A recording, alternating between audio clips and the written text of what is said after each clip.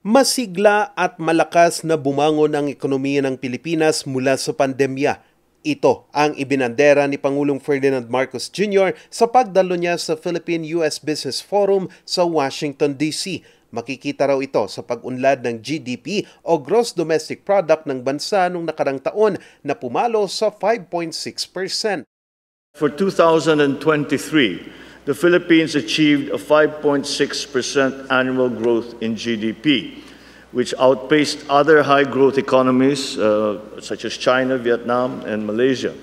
Despite the recovery time needed to accelerate businesses coming out of the COVID-19 pandemic, we were able to either exceed or match the economic projections of multilateral organizations such as the IMF, the ASEAN +3 Macroeconomic Research Office, and the World Bank.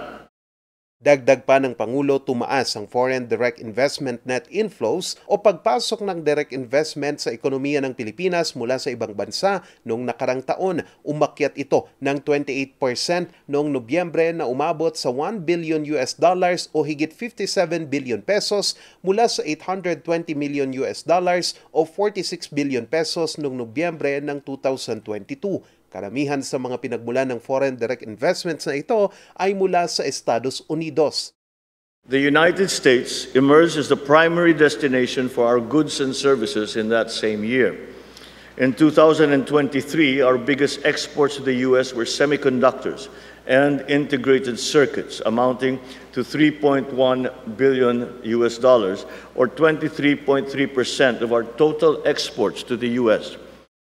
Ang mga ito ay mula sa industriya ng semiconductors at integrated circuits na ine-export ng Pilipinas sa Estados Unidos. Kinilala rin ng iba't ibang kumpanya sa Estados Unidos ang Pilipinas bilang mahalagang parte sa US semiconductor at IC design supply chain. Mahalaga ang mga ito sa paggawa ng mga appliances, sasakyan at iba pang produkto. Dagdag pa ng Pangulo, mas lumaki rin ang pumasok na investment sa bansa ayon sa Department of Trade and Industry Board of Investments o DTI-BOI.